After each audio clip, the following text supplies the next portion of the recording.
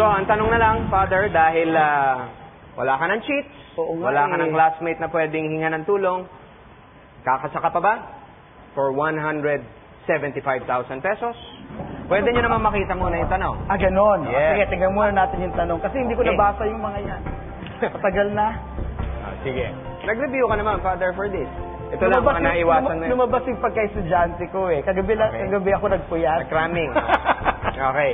Sige pa. So, saan manggagaling ang 175,000 peso question? Hekasi. Grade 5 Hekasi. Grade 5, Hekasi for 175,000 pesos. Silipin lang natin ang tanong. Ang haba! Dayang.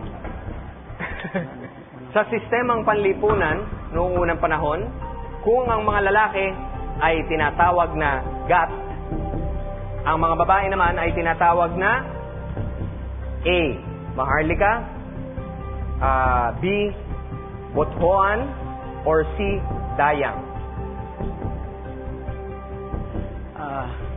Ang problema ko kasi yung Maharlika.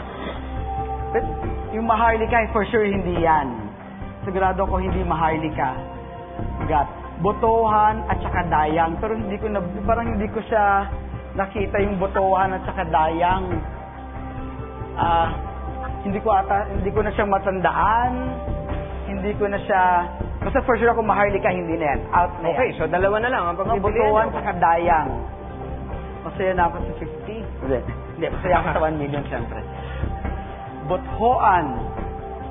Hindi ako familiar sa dalawang ito. Kaya masaya na ako sa masaya na ako doon. At least makakapunta na ako ng Australia. Meron pa akong pang... May ano pa? Oo, makakabalik pa ako ulit. Doble. Yun, sige po. Mag-drop out na ako. Baka lang gusto mo sumagot. Baka nabibigla ka lang. Pero okay na, masaya na ako sa 100,000 talaga. Go! Father! Hindi, nasa inyo. Sige. Sige. Hindi na ako titingin. Bahala Sige na pa. kayo. Okay? 100,000 na lang ako. 100,000. Baka na. Kumusta na po si Father ng drop out sa 100,000 pesos? Sayang malaking bagay na yung 100 kung mawawala. Totoo yan. Marami nang matutulungan yon at para sa World Youth, World Youth Day. World Youth Day sa Australia, sa July. Doon kami sa Australia. Meron kaming lugar doon. At may ibang family kami doon.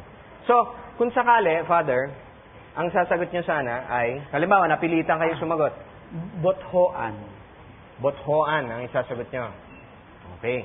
Para lang malaman nyo, hindi naman kayo umuwing bitin, Father. Sige, paano natin? Ang tamang sagot po ay...